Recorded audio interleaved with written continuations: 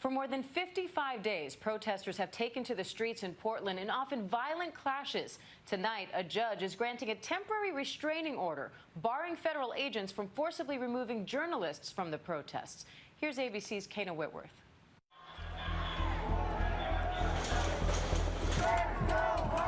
In Portland, a mostly white city, and these mostly white protesters, and these black mothers hope that protesters aren't just here to raise their own voices. They hope they're willing to listen to others. We still got some ways to go. We realized through our protest on Monday, and especially tonight, that we still have a big journey ahead of us and that we really need some black leaders in that Wall of Moms group. Here, clashes have raged for days. At night in the streets surrounding the federal courthouse, they increasingly look like a war zone. Moms are here! And it's the mothers showing up to form walls on the front lines, protesting police brutality and systemic racism. I feel like I've been protesting all the way back to Trayvon Martin, where I protested in Washington, D.C. You know, when I was in Colorado, I protested Black Lives Matter there. And here I am, you know, in my third state, still protesting yet again, 12-something years later.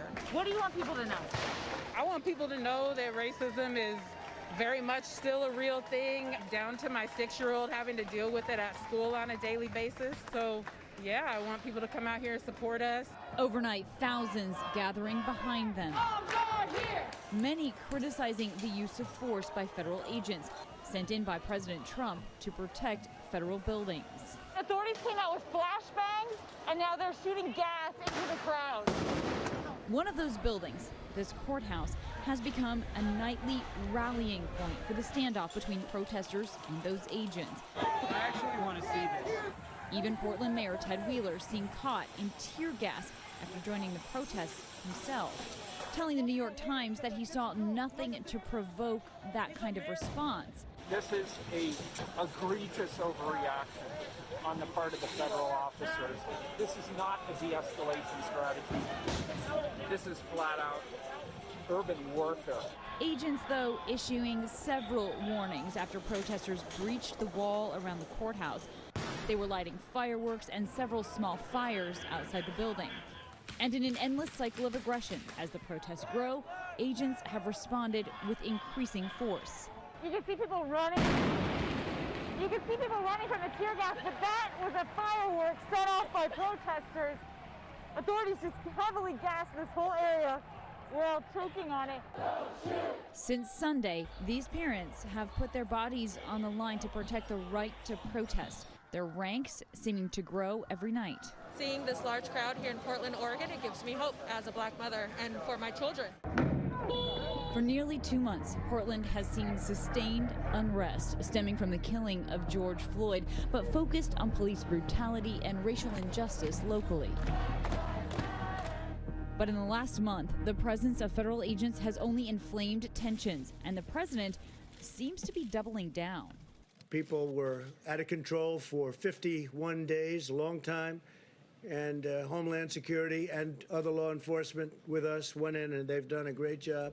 Today, the Department of Homeland Security telling ABC News that they're sending a Customs and Border Protection tactical unit to Seattle. We got you, friend! A similar unit to the one seen in this video captured last week in Portland. It circulated widely on social media and was tweeted by Senator Jeff Merkley. What's going on here? It's the government miscasting protesters as violent criminals and trying to scare people from going out and protesting police brutality. Now concerns are growing that clashes between protesters and federal agents could be seen nationwide as President Trump authorizes federal operations in other cities. Yeah, the cities, unfortunately, that are in trouble are all run by Democrats. You have radical left Democrats running cities like Chicago and so many others that we just had a news conference. And unfortunately, that's the way it is. Calling it Operation Legend, the administration wants to send agents from the FBI, DEA, and ATF into cities. It says to help curb the illegal gun sales and other federal crimes. But the violence in Portland is casting skepticism on how this operation will actually be carried out. In cities like Chicago, the mayor has made it clear that those efforts, which she calls political, will not include unmarked troops on her streets. So they're not federal troops. They're FBI, DEA, ATF, and they will be plugged in to the existing infrastructure. I'm glad to see that the president got the message. I'm glad to see that he realized what he did in Portland was a grave abuse of his presidential power. Amidst growing calls to curb federal agents' actions, the Department of Justice Inspector General's office announced investigations into the federal response in Portland this past weekend and in Lafayette Park in Washington, D.C. on June 1st. Protests here have gone on for nearly 60 straight days. Oh my God, you guys. Citizen journalist like Alyssa Azar is with Defend PDX, a collective of citizen journalists who have documented the city's growing outrage from the beginning. Why are you pushing? Ow! No! Guys! I'm moving! The tactics that they're using every day just are bringing the protesters back in bigger groups every night and just a lot angrier. You know, we're seeing that with even something as seemingly innocent as putting up the fence.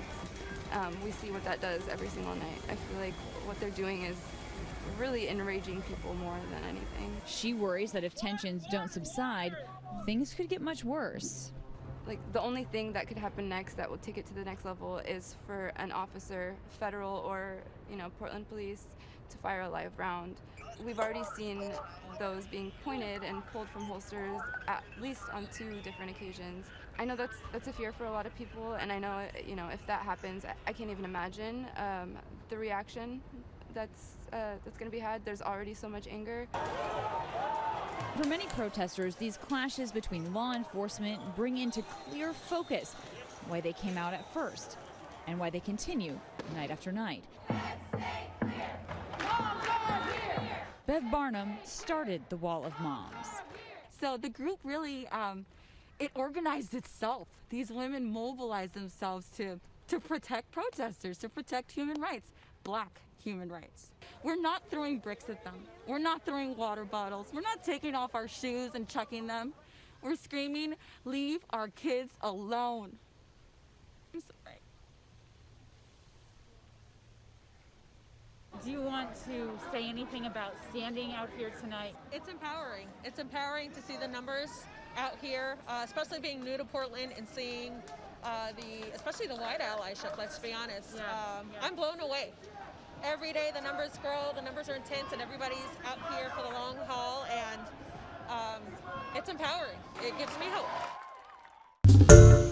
Hi everyone, George Stephanopoulos here. Thanks for checking out the ABC News YouTube channel. If you'd like to get more videos, show highlights, and watch live event coverage, click on the right over here to subscribe to our channel, and don't forget to download the ABC News app for breaking news alerts. Thanks for watching.